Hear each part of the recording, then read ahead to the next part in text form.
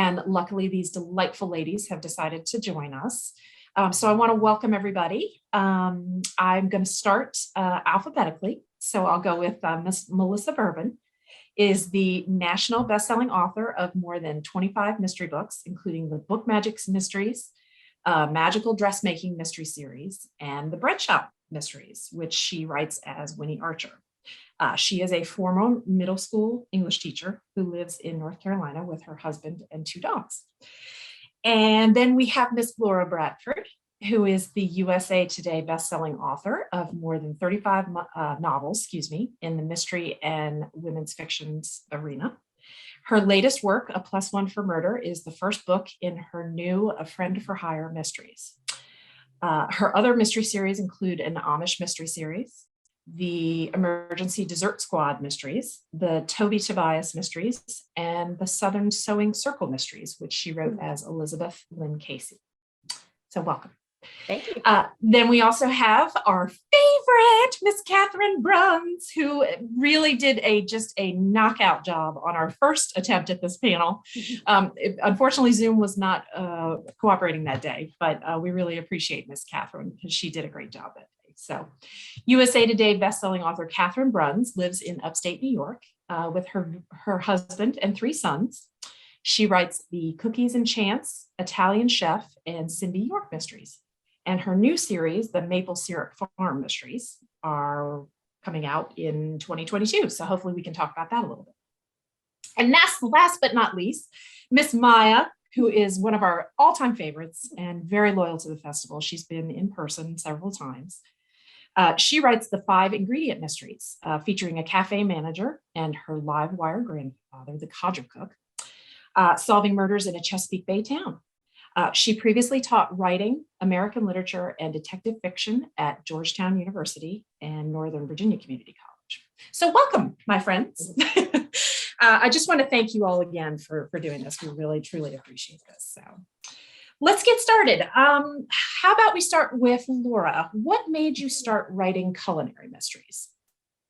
I think, I came up with the Emergency Dessert Squad mainly because I'm a baker. I love baking.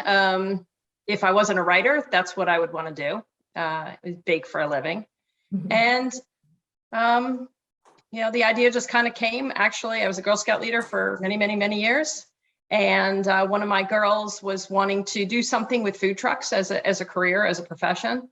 And I don't know, I was just kind of brainstorming one day with her and thinking, this would be a really cool business to do, an emergency dessert squad where you theme all your desserts for emergencies. And so I kind of came up with this idea. I shared it with her on the phone, and, in true, 17, 18-year-old style, you could hear the eye roll over the phone when I was telling her this. But I thought after the conversation, I'm like, wait a minute, that is a cozy mystery. And so that particular series was born. That's awesome. And Maya, what about you? What made you start writing culinary mysteries? I had written a mystery that didn't fit into any category, basically, and was getting feedback from agents. Well, they liked my writing, but they didn't see serious potential in it. And as cozy mysteries got to be more popular, I decided I could turn my one standalone that was a little bit dark into a cozy mystery by resurrecting 2 people who were dead at the beginning of that and keeping them on as characters, and also writing follow-on books. So I knew I wanted to do a cozy. I don't do crafts. I don't have cats or other animals at the moment. And so what was left was cooking, but that really suited me because I've been cooking for a really long time. And I always like to cook, but not anything that took a long time to make, So I have lots and lots of recipes with just, 5, 6, 7, 8 ingredients. When I get to 10, my eyes glaze over. Yeah, I'm the same way. So I came up with the idea of the 5 ingredient mysteries, and it was something no one else had done. And I just sent it to one agent, and after 50 rejections from different agents, I mean, he got back to me in hours and said, yeah, I'd like to represent this. So it was just a matter, I think it was a matter of getting the right hook and making some changes to take what I had written and make it what people were currently reading. Wow, that's awesome. That is great. And what about you, Melissa?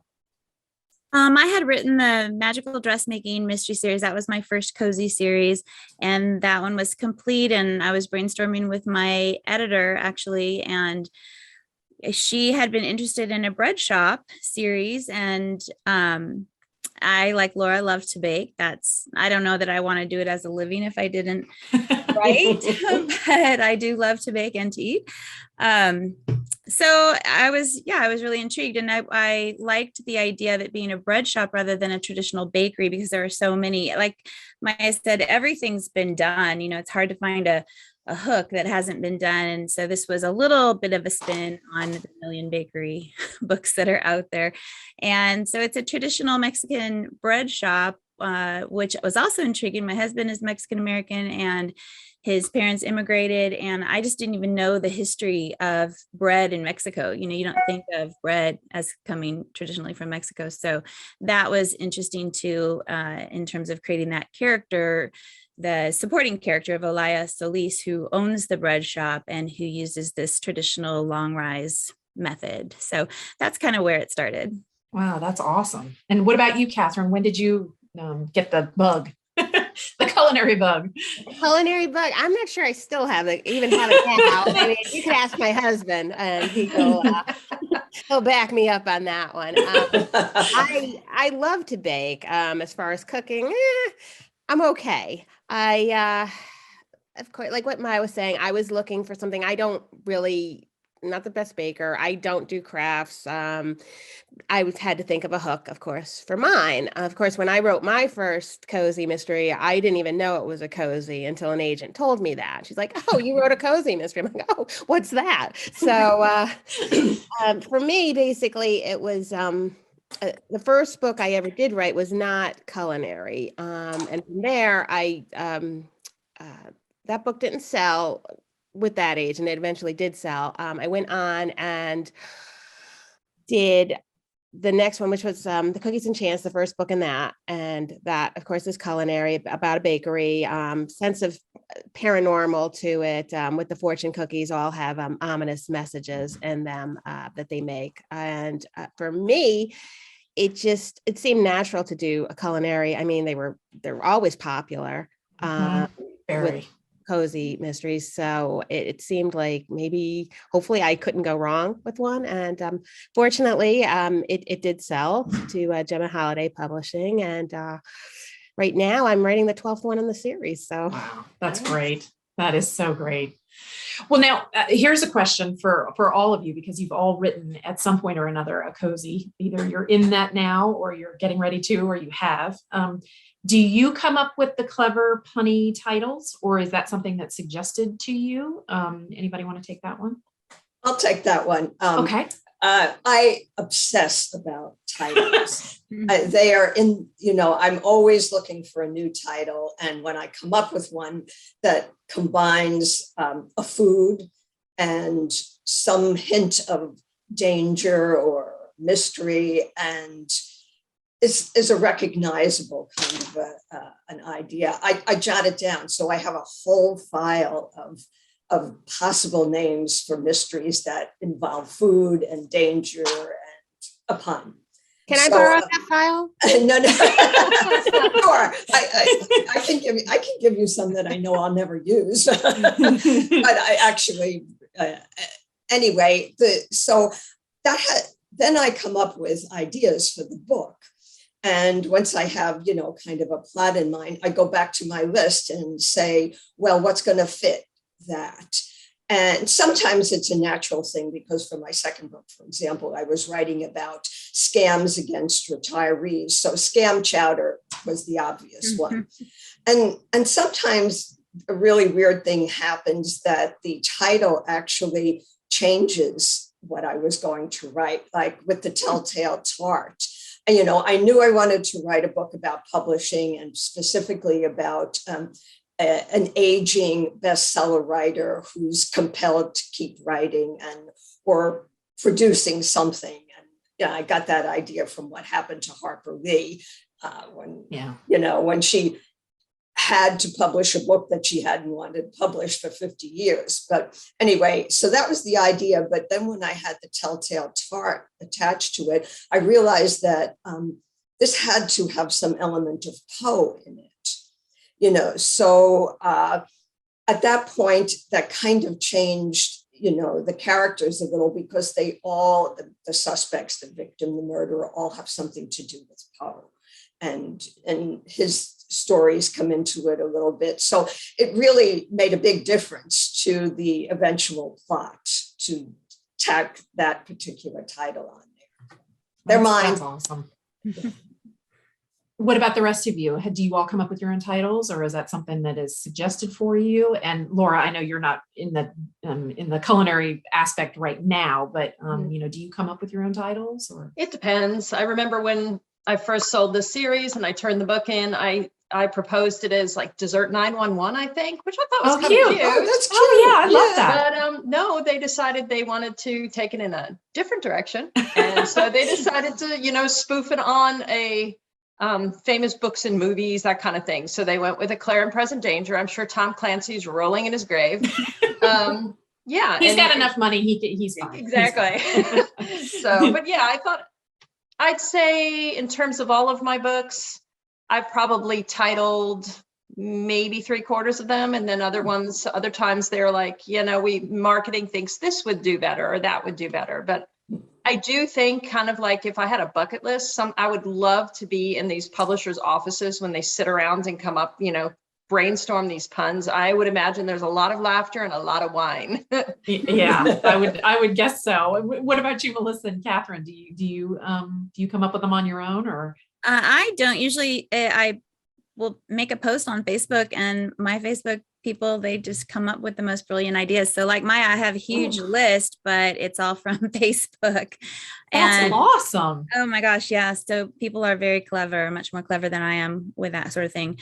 But also, like Maya, once I nail a title and my editor agrees, it can definitely impact the book. So for example, I have Flower in the Attic. We both loved that title, and FLOUR versus flower. And so then I had to figure out, okay, how am I going to get some flour in an attic, you know, to tie that in some way, shape, or form. And sometimes that's challenging, but sometimes it really impacts the plot in a clever or interesting way that I might not have thought of before. But yeah, the punny titles are just a kick. I love them. I love those. When I first started reading cozies, that was one of my favorite part about it, is the great titles. So what about you, Katherine? I come up with all of my own, except for the Italian chef mysteries. I think it really, most of the trade publishers like to come up with their own. I mean, I'm sure they've probably used some authors, but in my case, Penny Dreadful, It Can Only Be Murder, and The Enemy Yunoki were all created by my editor. So clever. And I think she said that their Barnes and Noble's rep had a hand in one of them.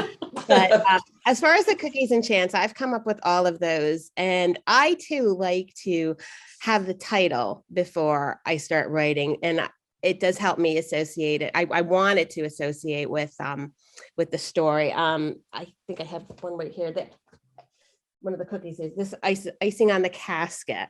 So adorable. I mean, one is a bakery, icing on the cake, obviously, and just adorable. Thank you. The main character's father owns a funeral home, so I liked for it all to tie in. And he actually found the mortician in a coffin inside the funeral home. So I really like it to relate, as you can see. That's so cool. I love that. Well, that kind of dovetails into my next question, which is, do you come up with the title, not the title, but the character first, and then maybe the title kind of informs where the plot is going to go? I mean, obviously, if you're writing a series, you've got a character that is, stationary throughout the series, but you're bringing in new characters. So do you start with those first, or do you kind of, come up with the hook of the book? How do you get that going? Anybody want to take that one? I'll say that for me, I like to, I have to know how it ends first, ironically. I need to know who the killer is. I need to know why, who, what, when, where, why, basically, those for me. But it's kind of like I start in reverse. So the ending first. Otherwise, I feel like I can't really proceed with it. And I'm terrible about doing outlines. An outline for me might be Chapter 1, Tessa finds out husband's death, not an accident. Tessa decides to find killer. Really, really bad.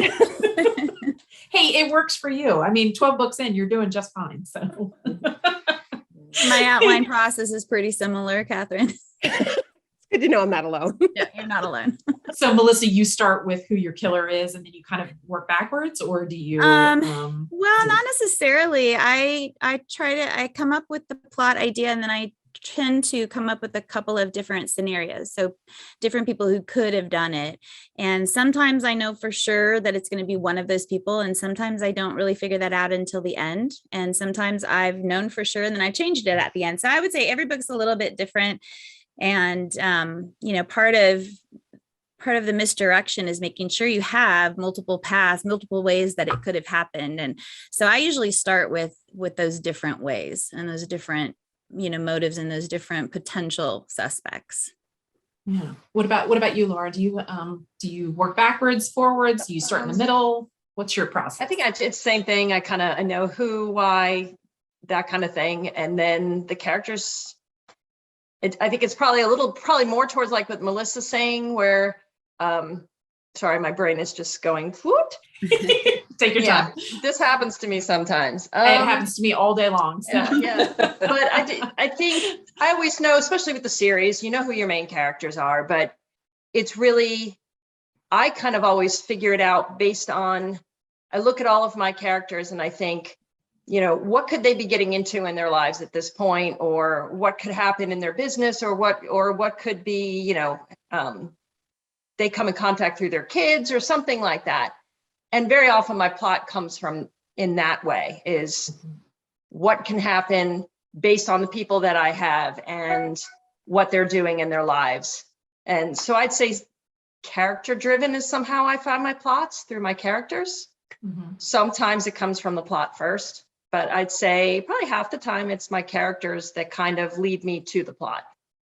Right. And Maya, you had touched on it a little bit about how sometimes you'll be in the middle of something and the title will change your kind of focus. But is that your process also with what the other ladies are saying, or do you kind of do it a different way? Well, I usually, what I change in the middle sometime is the killer that I was positive.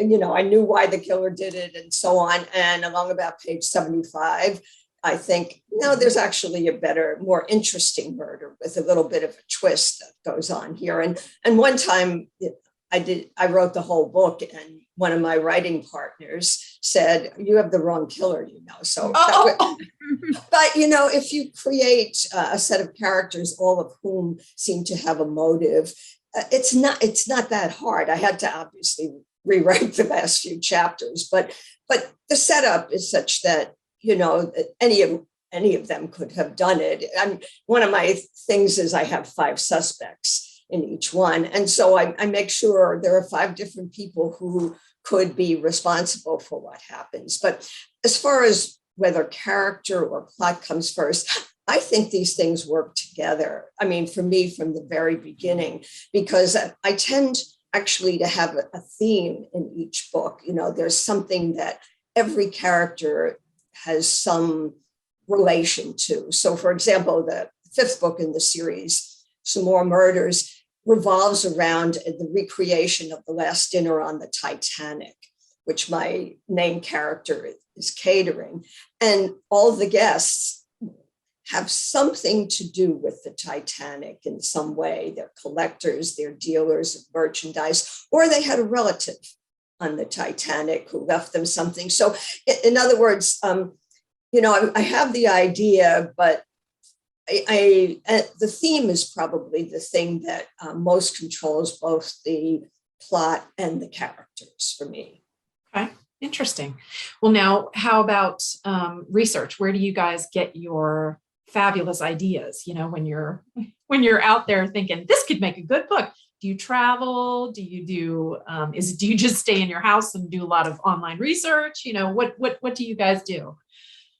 Oh, I'll take this one first. I have an online course and academy that I've been working on, and I just talked about this yesterday in a video. Where do your ideas come from? I will say that ideas come from everywhere, but for me, there's a lot of ripped from the headlines kind of things that are planted in my head and later come out. So, for example, I had a book that was Crust No One. It was supposed to be about a reality TV show, and this bread shop would be featured, and I was all set to go, had the plot, all dialed in, and I get a call from my editor saying, well, they had another book, it turns out, that has a reality TV show plot. It's going to come out a couple of months before mine, so they wanted to push mine out a year. Can you come up with something else? Oh, Oh my gosh. In there. Sure. Dial in creativity. Yeah, right. On command. So, but I was sitting in the airport and, the closed captioning was on, but not the sound. And they were reporting on a funeral home investigation and the harvesting of body parts through these funeral homes. And it's kind of dark for a cozy mystery, but it stuck with me. And I was able to take that idea and massage it into something that worked for my cozy mystery. And then another example, I don't know if you guys remember this, but in 1988, there was a lady named Dorothea Puente in Sacramento. She was a boarding house owner, and she was found to have killed her boarders, her elderly boarders. She would take in this sort of destitute, people on Social Security, people that had no families, and kill them, collect their Social Security, and she buried them in her backyard. I was in college at the time. It was 30 years before I used this in a plot, but that story always stuck with me. And so, when I was just thinking of plot ideas, that came back to me, and, I went from there. And then the last one real quick is there was the Yosemite Murders back in, I think it was 99. And the guy that did it, named Cary Stainer, escaped Yosemite, killed a woman, a naturist, and then 2 girls. And he escaped to Sacramento area where we lived, and he hid out in this nudist resort.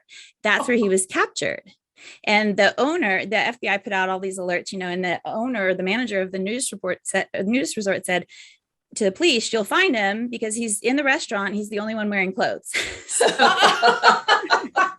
again, that stuck with me. And it was another 15 years before I pulled that into a story. But it's those little nuggets that stick with you that, then you can create something with. So I have a whole book that is instrumentally plotted in the nudist resort. That is so cool. What about the rest of you? Katherine, do you do research? Do you wait for inspiration to strike you?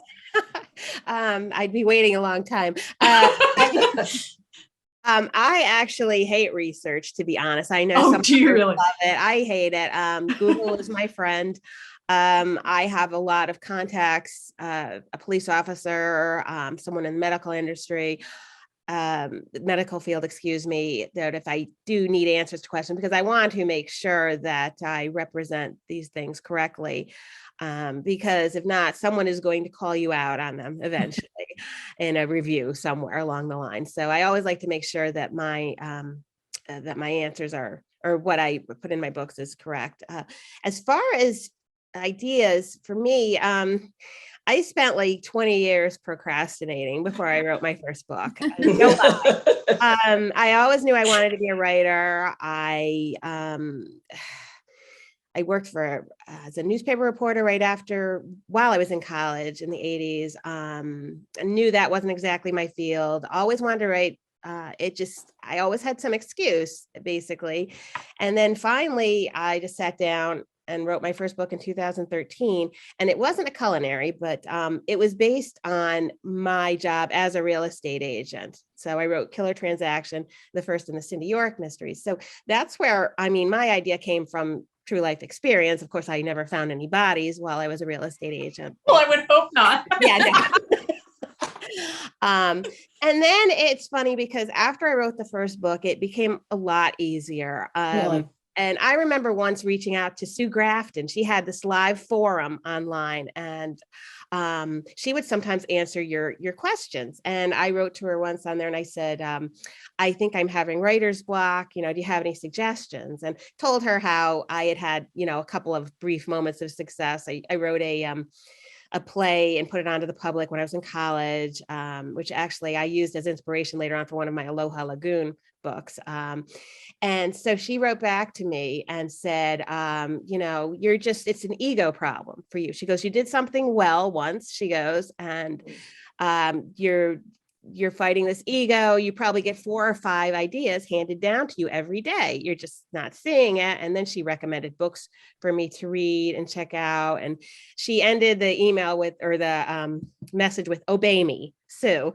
And I've kept it always. So I just, and I did get to meet her once too, by the way, which was fabulous. But that is so neat. Yeah, it really was. Of course, it took me another 10 years after that before I actually did write a book, but but I always got there in the end. That's the most important thing. But I always kept, and I still have it. I still have her message in my desk drawer, and I look at it once in a while. And awesome. It did serve as great inspiration. Probably, not as quickly as it should have, but eventually I did write it. And so, yeah, it's tough getting started, I think. But once you do have that first book written, I mean, I get ideas from everywhere now. It's crazy. And as just to wrap it up with, I remember reading something about how Sue Grafton came up with her ideas.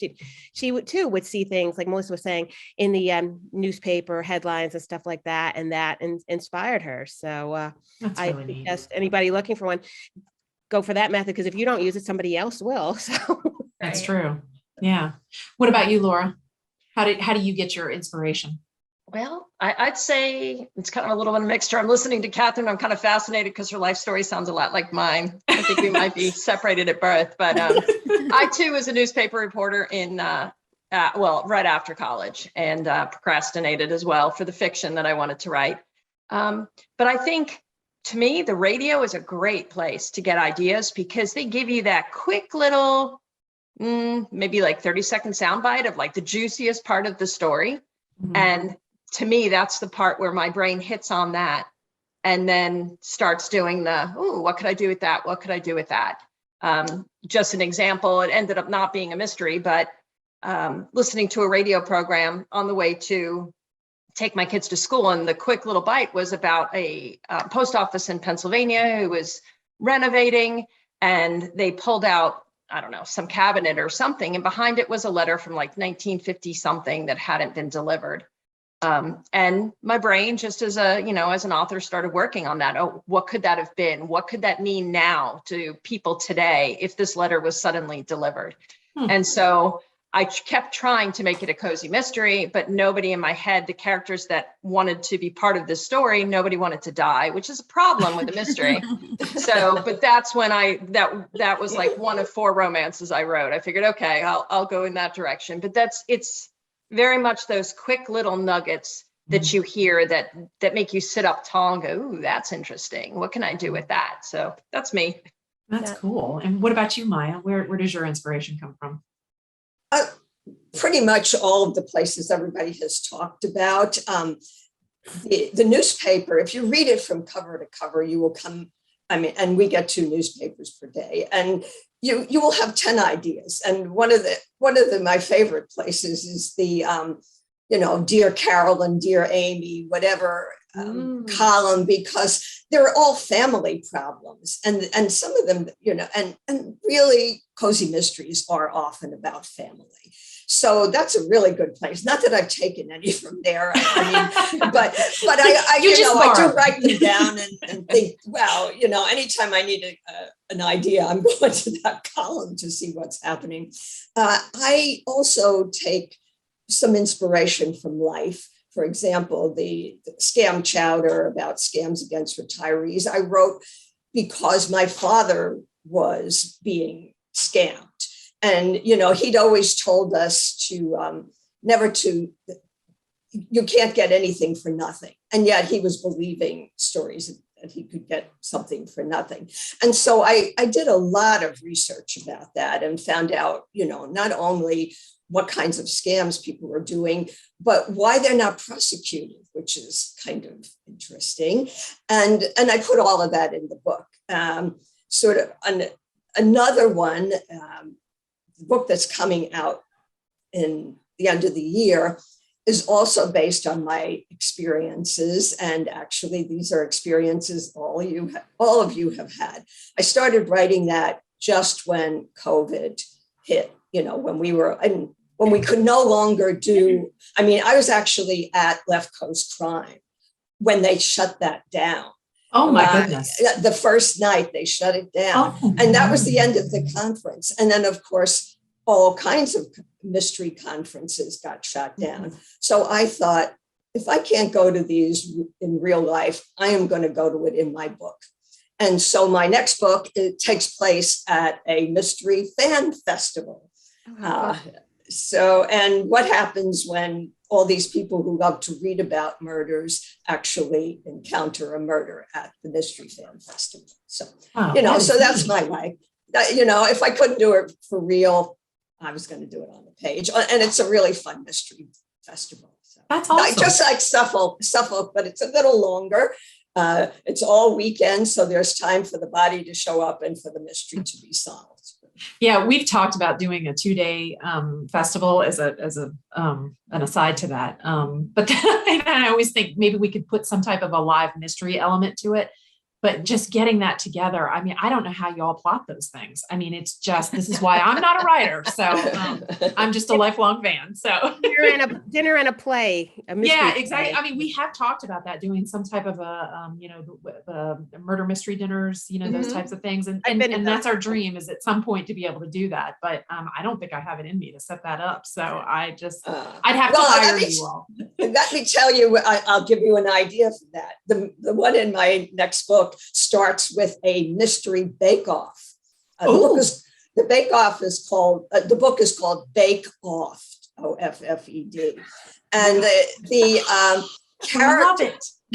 characters, the bake-off contestants have to play the role of a cook to a famous detective, and so we have Mrs. Hudson making a dessert that Sherlock might eat. And we have Bunter making a dessert that Lord Peter Wimsey would like. And Val's grandfather, who will never cook anything with more than 5 ingredients, is stuck playing the role of Fritz, who is the chef to Nero Wolfe, who is a gourmet. And so there are in the Nero Wolfe books, Fritz and Nero Wolfe discuss their dinners, and they always have 25 ingredients. So this was a challenge for Granddad. So anyway, you could have, and it happens Friday evening before. I love it. So should we just say idea by Maya Corrigan, and then we'll funnel all the profits right into you. So I think that's a wonderful idea. So. Well, what's some advice that you could give some beginning writers, whether it's they're writing a culinary mystery or they're starting from, scratch on, they don't know what it's going to be. And I know we've touched a little bit on, how the plot kind of changes as you go along, but what's some good advice for people who are just getting started? What would be, what can you think of? Well, I would say persistence is the main thing. No matter how many, you're going to get rejections. Everybody gets rejections. You just keep doing it, because the more you do it, the better you get at it. And the other thing that I would suggest is joining organizations of mystery writers, Sisters in Crime, or, Mystery Writers of America. There are a lot of educational opportunities for them. And of course, going to mystery conferences where you get to talk to fans and other writers is a great thing to do. Yes, please come to the Suffolk Mystery Authors Festival next year. So. What about the rest of you? What advice do you have? Yeah, Don't I would say. procrastinate for over 20 years. Go ahead, Melissa. How about? Oh, go ahead. No, you started. Go ahead. I was just gonna say, don't procrastinate for 20 years like I did. Just start out writing maybe a paragraph a day or a page a day, because 300 pages is a book. You'll have a book in under a year. And set goals for yourself. They don't have to be huge goals. Like I said, just say, I'm going to write 1 page a day. My goals, because I have a daytime job too, my goals are to do 1,000 words every day during the week, and then 2,500 on the weekends. So 10,000 words a week. Doesn't always happen. Sometimes I do more, but I mean, just set goals for yourself. And if you go over them, that's great. And then just go from there, and you'll have a book within a year. Like Maya said, you keep doing it, you get better, hopefully. You should, and just keep being persistent and query different agents. Also, a critique partner, I think, is a good idea. I had one in the beginning, but then we both started writing so many books a year that we didn't have time to keep critiquing each other's work. Right. But definitely that's a help. And a couple of good beta readers. I have a couple of good readers that help me tremendously. They're both friends of mine, and I know people say never use friends, but one is very nice. She'll say, well, this is really good, Kath, but maybe you could change this part, or maybe it would be better if the killer was so and so. While my other one says, what the heck do you think you're doing? I mean, I love her to death, and she is always forward with it. She's always completely honest. And if she doesn't like something, she'll tell me, oh, it's too cliche. You just, it's not clicking, or you're not, what did she tell me about something I said her the other day? Just, she's like, I stopped reading. She goes, it just, you need to redo it. And Oh my goodness. So she can be a little harsh, but I love her, and I know she's just doing it in my best interest. Sure. So yeah, just things like that will really, really help you out. I mean, maybe find a friend who's a bit nicer in the beginning, but Melissa, what about you? What's some good advice that you've either gotten or you would give to people who are just starting out? Well, I would say everything that Maya and Katherine have already said. And I would say be a reader yourself. Yeah. You know, I think that it's easy when you become obsessed with writing to kind of drop the reading part of that, but that's why we started writing in the first place. So I would say keep reading and just, have faith that it'll work out. I mean, all of us are just ordinary people who had a passion for writing, and here we are with published books, That's amazing. Yeah. Yeah. What about you, Laura? Anything you want to?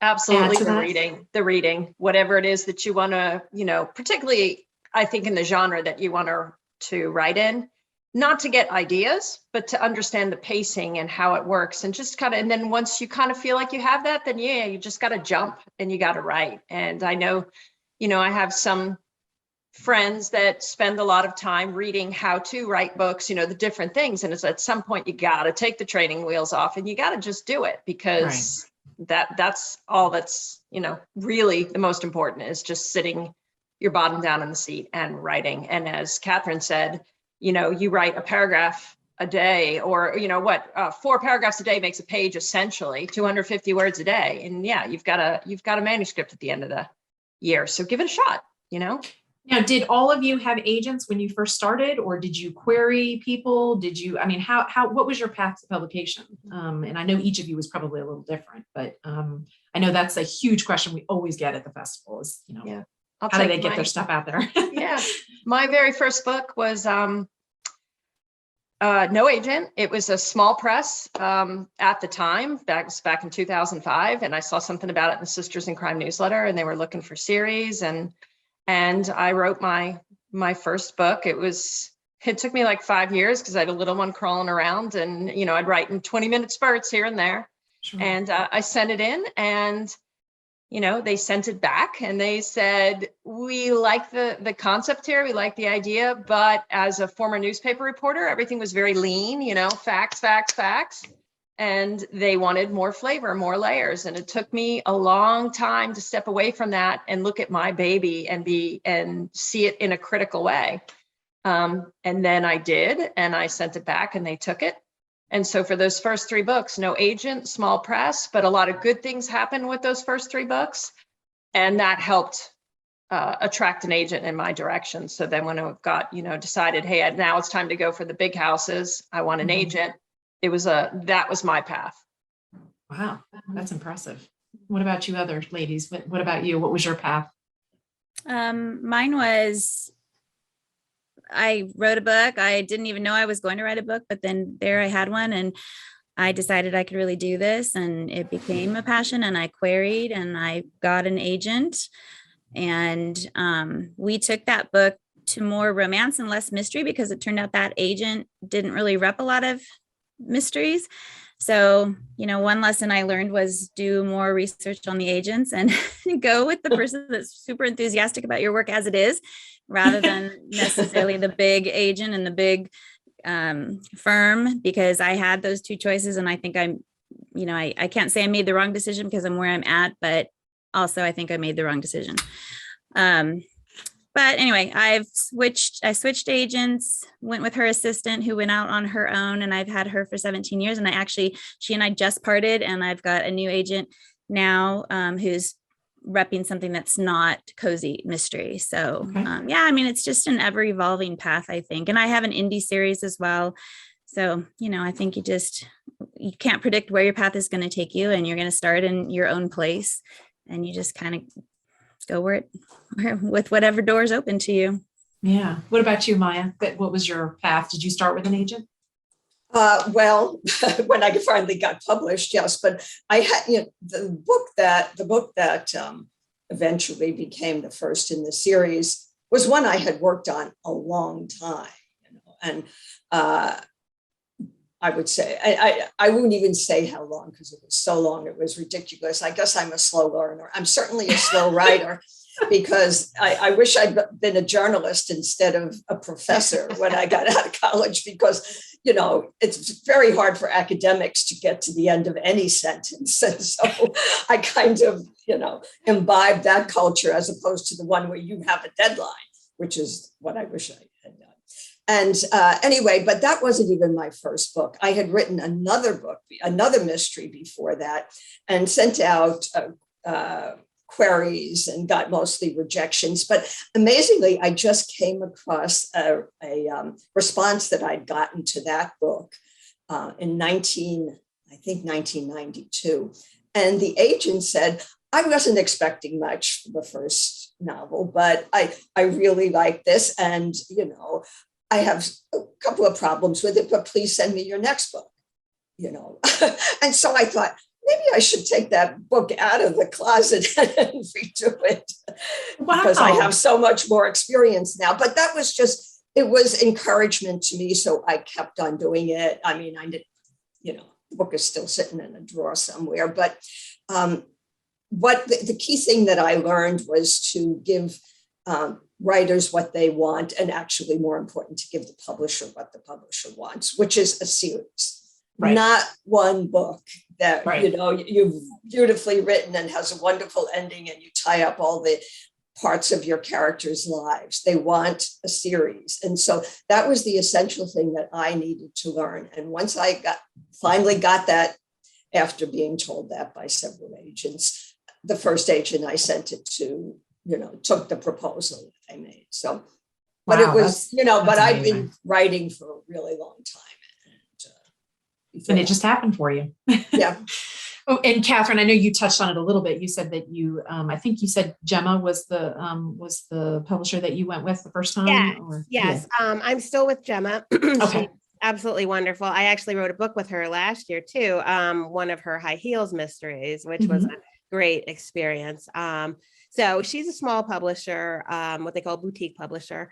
And I'm also with a trade publisher, Source Books. For me, I got an agent right away. I was very fortunate. Turned out to be the wrong agent for me, is what I'll say. She couldn't sell my first book, Killer Transaction, the real estate mystery. I got some good feedback from publishers, but then I decided to try my culinary series. So I started with Taste Like Murder, the first in the cookie series. And it kind of was a situation where she told me up front, if it doesn't sell, I'm cutting you loose. So it was kind of like a threat over my head all along. And she actually read it and didn't care for it and cut me loose before she queried it. So it turned out to be a good thing though, because then I did query Gemma with it and I queried Killer Transaction, and Gemma took both books, both series. And I started with her, and Tastes Like Murder did really, really well. And two of the books in it made USA list twice. So then I was very happy with that, but I still wanted I wanted an agent. I wanted a traditional kind. I wanted to see my books in the libraries. I wanted to see my books in bookstores, which, I mean, Gemma's, it's great, but she didn't have that reach. Most of hers are sold primarily ebook. So I started querying again. I had another idea in 2018, and I saw this was the Italian Chef Mysteries, the first book, Penny Dreadful. And I saw this as more of like a thriller. So I really wanted to write a thriller. I found an agent who was very interested. She got back to me within like 3 days of me sending the submission in and said, wanted to schedule a phone call to talk about it and everything. And she agreed to rep me, but she said, I see this more as a cozy mystery. So there goes your thriller out the window. Yeah, it's okay. I mean, I was going, she knew more than I did, obviously, about it. So what happened was I went through it, and excuse me, my phone's ringing. I'll just put that over there. Go away. So basically, I had to go through it. We went through like 3 rounds, and she's a fabulous, fabulous agent. And I'm so fortunate to be with her now. She did like 3 rounds of edits with me on that book because there were so many things that had to be changed because it was going from like a thriller to a cozy mystery. And even now it's funny because I do see some reviews on it saying, oh, there was a lot of suspense in this. I don't know that I'd call this exactly a cozy mystery. But because it's a little intense. I mean, the main character's husband, it opens, her husband has died, and she thinks it was just a terrible car fire. It turns out that it was intentional. So she's grieving for him. And the first 3 books in the series are essentially her coming to terms with what's happened to her husband and moving forward with her life. She opens a restaurant, which brings in she's an Italian chef. So yeah, it was, for me, that was my path. And I won't say with my first agent, I learned a lot from her. So I kind of feel that every experience, you can take away something from it. It puts you in the next step. Exactly. Exactly. And I'm really happy with the way it turned out, because while I was with her, the Killer Transaction got somebody wanted to revise and resubmit on it. And it turned out is a publisher who's no longer in business too. So I'm really, really glad for the way things turned out. I just guess that old saying, there's a reason why everything happens. I definitely believe in that. That is for sure. Now, here's a quick question for you guys. Do you all cook? I mean, we're talking about, cooking and culinary mysteries and all that kind of stuff, but it suddenly occurred to me, I hadn't asked you. So do you bake? Do you cook? Anybody want to take that one? I do both. I cook. Oh, go ahead, Augusta. Oh, I mean, I bake. I love to bake. I do mostly gluten-free because we've got 2 kids with celiac, and my daughter and I are not diagnosed, but mostly bake gluten-free, but then I love to cook too. And 5 kids. So I've spent my whole life. Oh, wow. So wait, you were a teacher and you have 5 kids and you wrote a book and you write books on top of that. I mean, like, wow. Yeah. Well, I'm no longer teaching and the kids are all out of the house now. So okay. All right. I'll give you a pass. Now I just get to write and bake.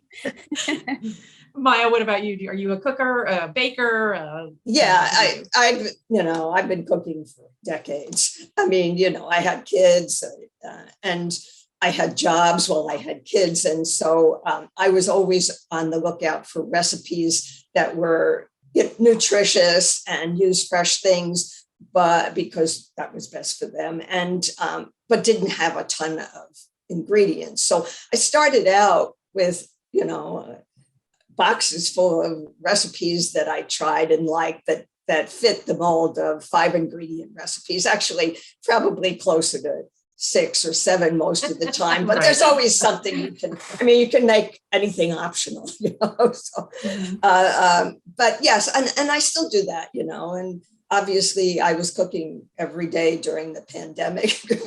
My husband and I used to go to happy hour a couple of times a week and, just eat bar food, but so back to cooking again, and I enjoy it. And so, that's good.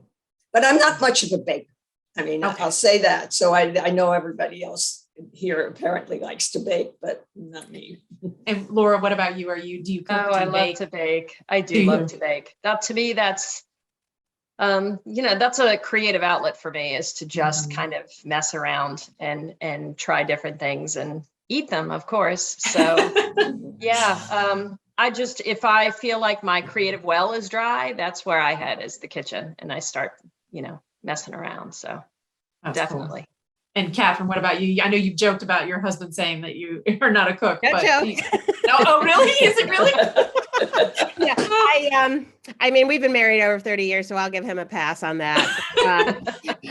I love to bake too. I really enjoy it. The problem is I enjoy it too much because I tend to taste too much of it and eat too much of it, especially That's my during problem. the pandemic. I was trying new dishes at the beginning. I was like, I have to stop this because it's really catching up with me. So I enjoy it. And as far as cooking, I know enough to get by. It's difficult because I have 2 jobs, so I have to try to plan quickly, and takeout comes into play a couple of times during the week because I just don't have time. But Sure. I did actually for the enemy gnocchi, I did make homemade gnocchi for that, and I have a family of males in my house, and they all loved it. They loved the gnocchi. So, and it wasn't as lengthy of a process as I thought it was going to be. So I do enjoy that when I have time. It's just really hard these days. I made gnocchi for the first time a couple of weeks ago. It was very easy. Yeah, it was. It was. Ooh, 5 ingredients or? Yes. Less. Yeah. You could use that, Maya. Absolutely. So what are some of your favorite cookbooks? What do you, Katherine, Melissa, Laura, Maya, which ones do you guys use as you're out there doing your thing? And I know some of you said you're more of a baker than a cook, but for me, basically, it's funny. I don't use cookbooks too often, really. Have some family recipes, friends recipes for the desserts. I do have, it's funny because years ago when I got married, my mother's side is Lebanese. My grandfather was born in Lebanon, and they gave me a Lebanese cookbook. And it was like, at the time, I'm never going to use this because any dish in there takes 20 hours to make. Sure. But I did use it as some inspiration for my new series, the maple syrup series. The main character is Lebanese, and she comes back home to run her father's maple syrup farm after he passes away. And there were things where with baklava, I used maple syrup instead of honey in there. So I was able to mix the maple syrup and the culture in together, which fun. I love that. Yeah. What about the rest of you? Do you have a favorite cookbook, or I guess I could open it up. Do you have a favorite show or a podcast, or where do you get your cooking ideas? When I was first starting to cook, my husband gave me a copy of Joy of Cooking. This was before we were married, so I kind of took the hint, and really that became my Bible for a long time. I mean, there's so much information in there. The recipes are great, and then I got a subscription as a gift to Gourmet Magazine, and I kept that subscription, I think, for 25 years or 30 years. And so I used to cut recipes out of, more, actually, I didn't cut them out. I made a catalog of which recipes I liked, and I put them in with my other recipes and said which edition they were in. Well, the time came when I had to get rid of, the piles of gourmet magazines that I had. And I just saved a few where, I just wanted to save them, I guess, for nostalgia. But it turned out by then, most of those recipes were online at Epicurious, the ones that had been in Gourmet and Bon Appetit for years were actually online. And lately, once I started writing the 5 ingredient mysteries, my relatives and friends all give me 5 ingredient cookbooks. And so I have an entire shelf of them. But to be honest, I don't use them as much as I do, family recipes, friends recipes, things I've made for years. Laura, what about you? Do you have a favorite cookbook or a show? Or I always like the ones at the grocery store, like the smaller, I think it's Betty Crocker. They're just like right there by the register. At least the dessert ones were really good. I have some of my best things came out of those. So I would say that's a big thing, though. My kids who are out of the house now, but they're always on, if they want to make something, they're on their phones pulling up some recipe or whatever. So yeah, you can find a lot of good stuff online. And I feel like my kids are getting even more adventurous because of that. So that's awesome. That way they're not slogging through a cookbook like we did. They're like, oh, I feel like having something with chicken, whatever. And all of a sudden they're pulling up, hundreds of recipes. So yeah, the internet changed everything. It really did. I know. Yeah. I hardly ever look at my cookbooks. I just go right to the internet. So yeah, it's just crazy. What about you, Melissa? I collect cookbooks, I would say.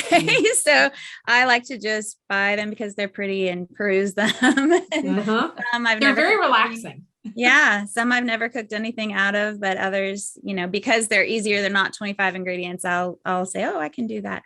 But yeah, I just like to look at them. New York Times online, I pull up a lot, and then Gluten-Free on a Shoestring is like my go-to. And then, like 20 years ago, I followed my mother-in-law for a year and wrote down all of her recipes and turned that into a little family cookbook. And so I turned to that quite a lot. So I'm a good Mexican food cook.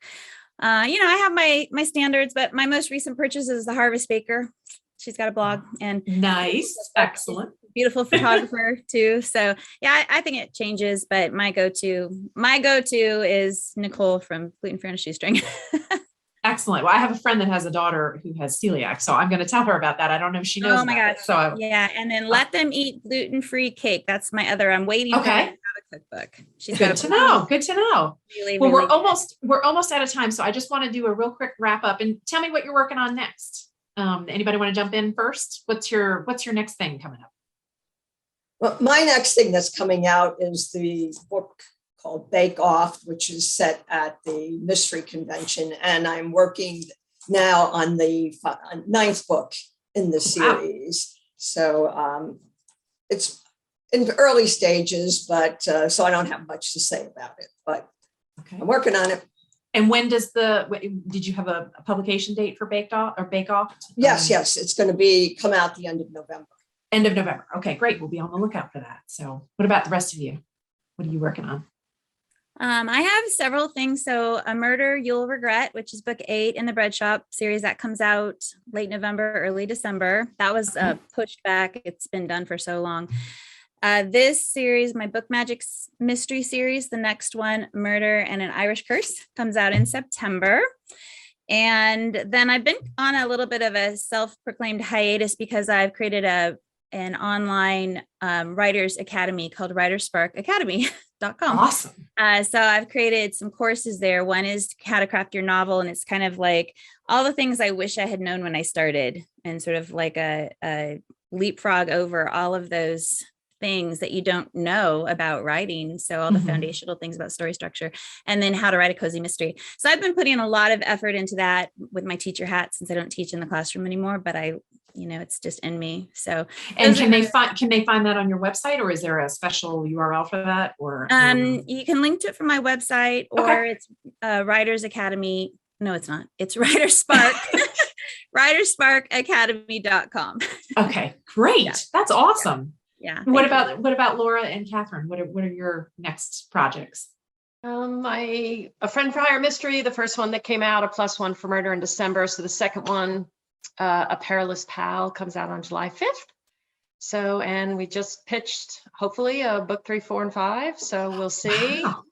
I've pitched a couple of things, and then I have some other things that I'm working on. So, but yeah, Perilous Pal, July 5th. Awesome. What about you, Katherine? I just had book 4 in my Cindy York series come out last month, Killer View. And I'm working on the 12th book in the cookie series, which will be out probably late summer. It's overdue to my publisher, but fortunately, he's been great about it. That will be seasoned with murder.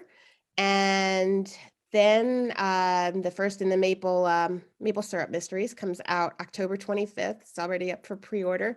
A Doom Full of Sugar. Oh, I love that Cute. title. That's Cute. Oh, that's great. And I great. didn't come up with that one either. You would just tell everybody you did. So that's good. That is so cool. I love it. Well, ladies, I want to thank you so much for having this chat with us today, and also for your great patience during the actual festival day when things were not going quite according to plan. So I really want to thank you guys so much. So yes.